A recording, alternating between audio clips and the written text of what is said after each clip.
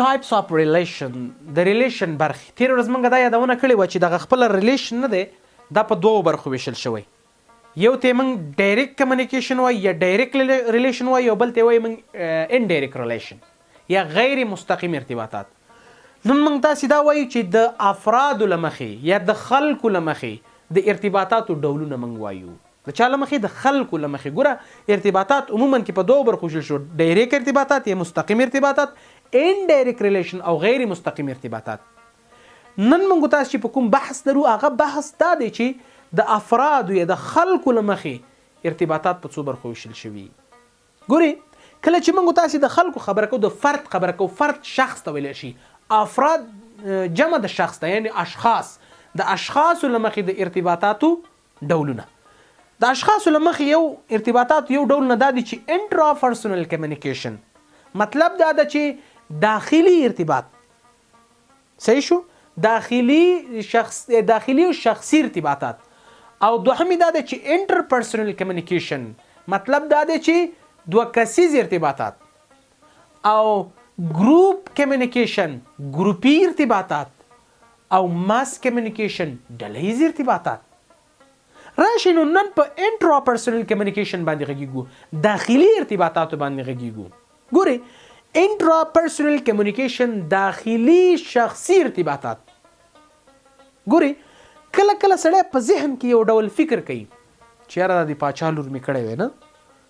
یاره یو غټ موټر مې اخیستی وی نه یو ښکلی موټر مې اخیستی وی یو دکان مې جوړ کړی وی یا په مثلا وایي چې یو بورسي سکالرشپ باندې بل هیواد ته تللی وی دکتورا مې کړی وی ماستري مې کړی وی دا خپله څه دی په ذهن کې فکر کولو ته موږ انټرا پرسونل کمیونیکیشن ویلی شو یعنی داخلي شخصي ارتباطات کله کله سړی په ذهن کې یو ډول فکر وکړي بل خیالي دنیا جوړه کړي خیال کول فکر کول دا نو خپله بیا موږ سره انټرا پرسونل کمیونیکیشن داخلي شخصي ارتباطات بل بحث به موږ سره چې دی هغه بیا نو انټر پرسونل کمیونیکیشن دی چې انټر پرسونل کمیونیکیشن موږ اصلا دا وایو چې دوه کسیز ارتباطات ګوري کله کله د دوو کسانو ترمنځ موږ ارتباط جوړو د دوو کسانو ترمنځ موږ ارتباط جوړو دې ته موږ وایو انټر پرسونل کمیونیکیشن یعنی د دوو کسانو ترمنځ ارتباط صحیح ده انټرا پرسونل کمیونیکیشن خو چې موږ تاسو په ذهن کې یو شی جوړو په ذهن کې خیال کوو فکر کوو دا موږ سره انټرا پرسونل کمیونیکیشن دی خو کله چې موږ تاسو د دوو کسانو ترمنځ اړیکه یا ارتباط جوړو دا به موږ سره چی دی دا موږ سره به انټر پرسونل کمیونیکیشن دی د دوو کسانو ترمنځ ارتباط جوړونه د څه په نامه یادېږي د انټر پرسونل کمیونیکیشن په نامه یادېږي درېمه بیا ګروپ کمیونیکیشن دا له یو ګروپ سره له یو ټولي سره اړیکه جوړول عبارت له ګروپ کمیونیکیشن نه دی حد وقل باید په ګروپ کې له زرو نه زیات کسان نه وي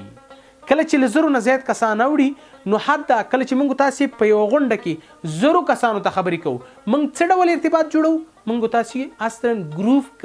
کمیونیکیشن جوړو یعنی ګروپ ارتباطات جوړو یعنی ګروپي ارتباطات موږ تاسو جوړو په ګروپي ارتباطاتو کې د افراد شمیر باید له زرو نه زیات نه وي له زرو نه کم نه که کم خیر دی خو چې له زرو نه زیات نه وي درې څلورمه برخه بیا موږ سره چې ده ماس کمیونیکیشن ده ډلهیز ارتباطات دا نو بیا هغه ارتباطات دي چې موږ تاسو د خپلو اړوند مخاطبینو شمیر نشو معلومولی که نه شمیر معلوم نه وي لکه موږ تاسو په راډیو کې خبرې کوو په ټلویزیون کې خبرې کوو په انټرنیټ کې خبرې کوو او ورسره ترڅنګ موږ تاسو په انلاین یا پر لیکه رسنیو کې خبرې کوو یا مثلا مجله کې خبرې کوو مجله کې یو څه لیکو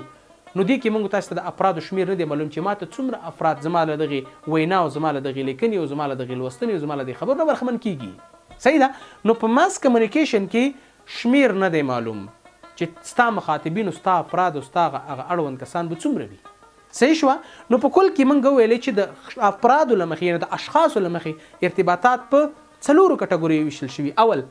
انټرا پرسونل کمیونیکیشن په ذهن کې ارتباط جوړول خیال کول فکر کول په خیال پلو وهل په ذهن کې یو څه فکر جوړول نو دا به موږ سره انټرا پرسونل کمیونیکیشن دی د دوو خلکو ترمنځ د دوو کسانو د دوو اشخاصو ترمنځ ارتباط جوړول عبارت له انټر پرسونل کمیونیکیشن نه دی او ګروپ کمیونیکیشن د یوې ګروپ یوې ټولي ته خبرې کول عبارت له ګروپ کمیونیکیشن نه دی. او لاست ون بیا داسې ده چې ماس کمیونیکیشن په ډلهیز ارتباط جوړول. په راډیو کې موږ ځکه نه خبرې کومه ما سره چې څومره کسان ارتباط زما د خبرونو اړیکه یعنی زما د خبرونو استفاده کوي دا موږ سره ډلهیز ارتباطات دي. راډیو په دې کې راتلی شي، ټلویزیون په دې کې راتلی شي، او آنلاین رسنۍ په دې کې راتلی شي، او چاپي رسنۍ په دې کې راتلی شي. دا موږ سره خپله ډلهیزې رسنۍ دي.